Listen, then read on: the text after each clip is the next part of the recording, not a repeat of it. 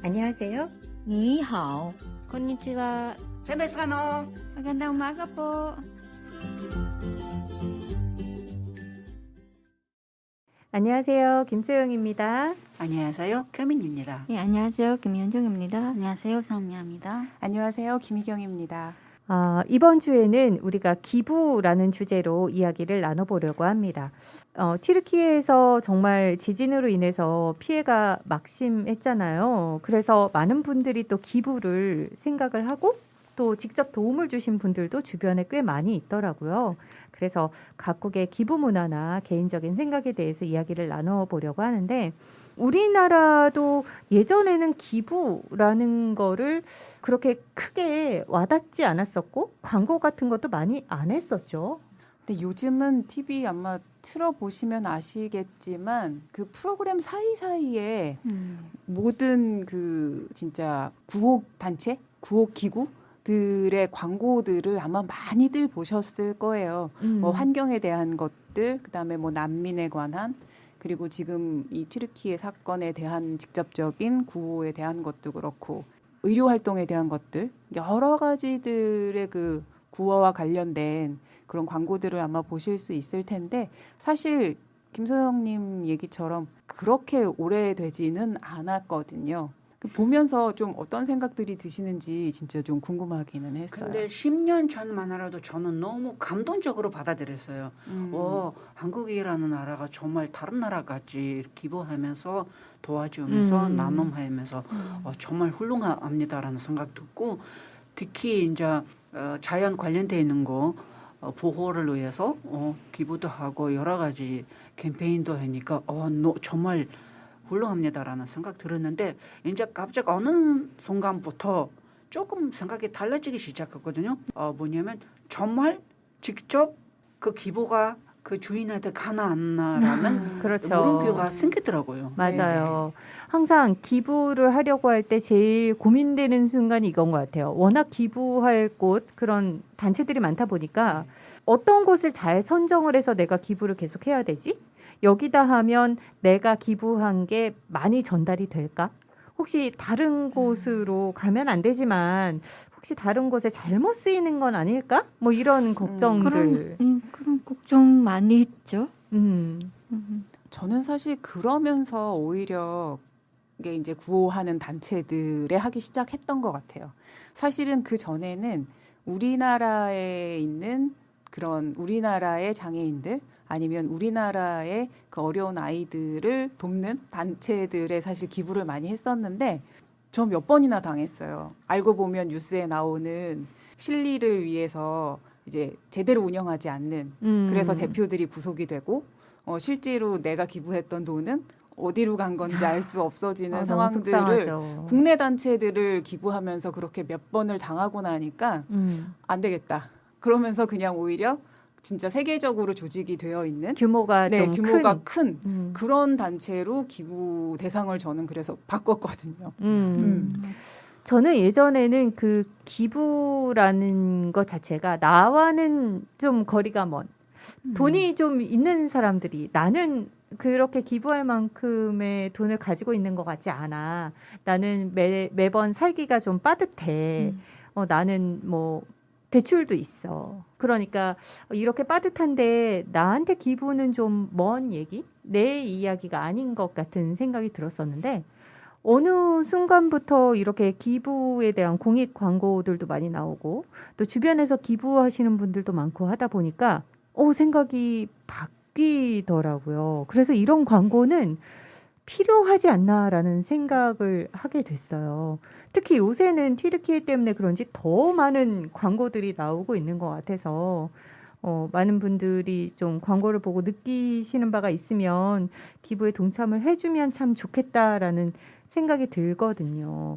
다른 나라에서도 기부 광고라든가 기부하는 분들이 좀 많이 있는 것 같아요. 어때요? 이건 뭐 개인적으로 이런 별로 없어요.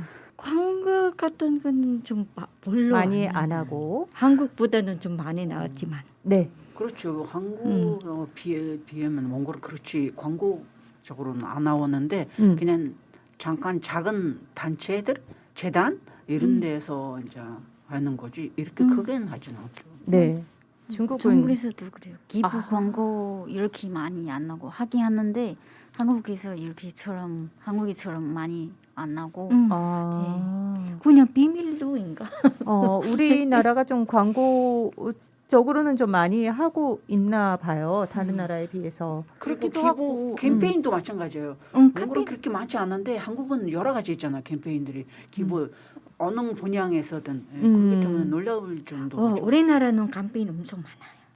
캠페인은 많이 해요. 캠페인은 많은데 네. 기부는 좀 별로 안 하고 뭐 광고 뭐 이러는데 음. 캠페인 광고가 많죠. 캠페인 뭐 광고가 캠페인 뭐 이렇게 해라 이거 한다 뭐 이렇게 광고가 많아요. 그럼 우리 아까도 얘기 나왔지만 과연 내가 낸 돈이 잘 쓰일까라는 생각을 많이 하게 되잖아요. 그래서 어쨌든 단체를 선정을 해서 기부를 하게 되면 어떤 곳을 주로 개인적으로 하게 되나요? 뭐 우리나라일 수도 있고 해외를 도와주는 거일 수도 있고 또는 요새는 뭐 아이들 지금 같은 경우는 우리나라 도와주면 만약에 돈으로 보내 뭐 아니면 물건이 물건 직접 이 물건을. 가족들이 직접 줘야 그런 쓸 수 있는 만약에 뭐 시장님까지도 뭐 준달하면 그 좀 안 좋을 것 같아. 그러니까 돈이라고 하면 이제 다른 데로 갈 수도 있기 때문에 물건으로 직접 기부를 한다. 뭐 직접 이 가족이는 별로 하는 가족들이 직접 줘야 되나?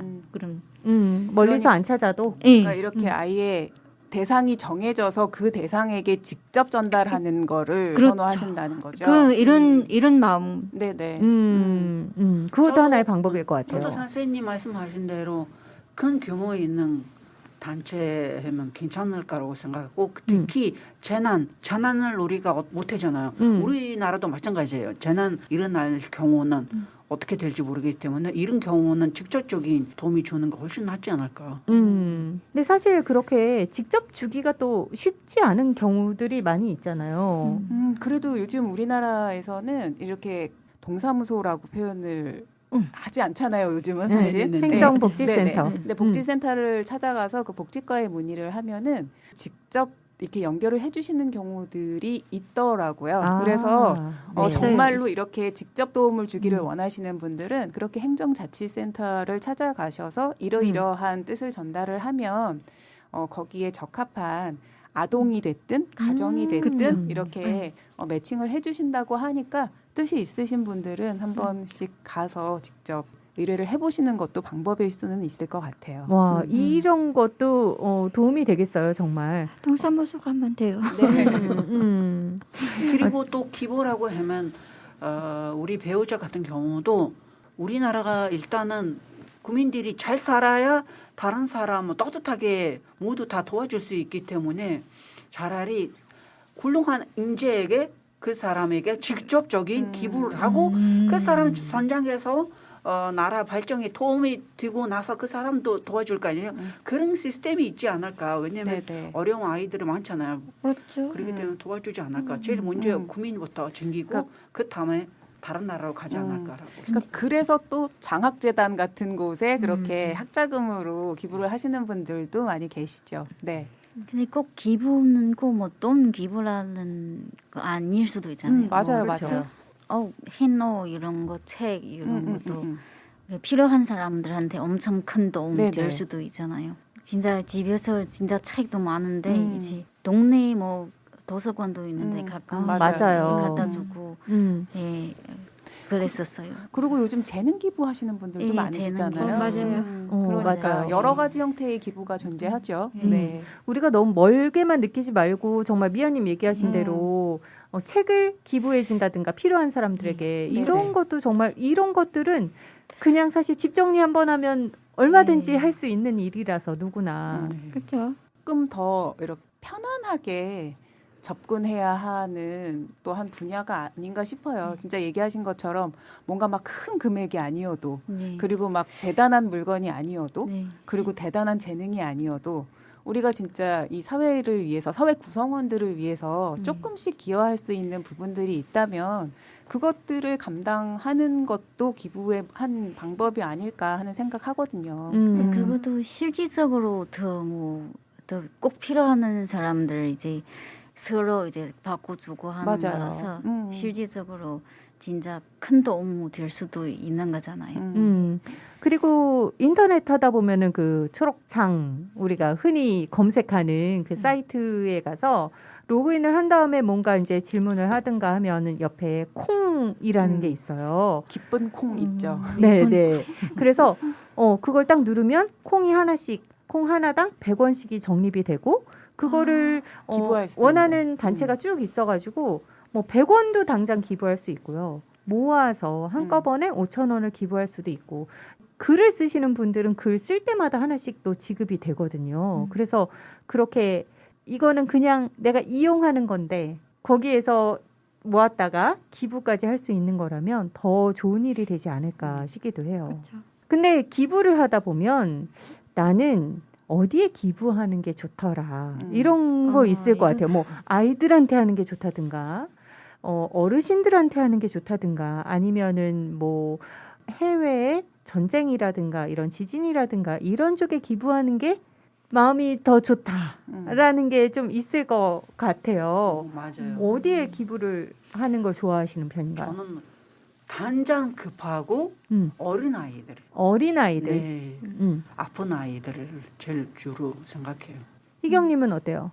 저도 이상하게 아이들. 아. 그러니까 왠지 아이들은 무한 보호되어야 하는 그 존재. 대상이라고 생각이 들어서 물론 뭐 부모님이 계실 수도 있고 주위에 어른들이 계실 수도 있지만 그 주위에 계시는 부모들이나 어른들이 제대로 아이들을 보호하지 못하고 제대로 된 그 어떤 도움을 주지 못하기 때문에 지금 방치되어 있는 아이들이다 보니까 그 아이들에게는 누구라도 정말 시급하게 빨리 보호막이 되어 주어야 하지 않나라는 생각이 들어서 저는 이상하게 아이들 쪽으로 더 마음이 쓰이는 것 같아요.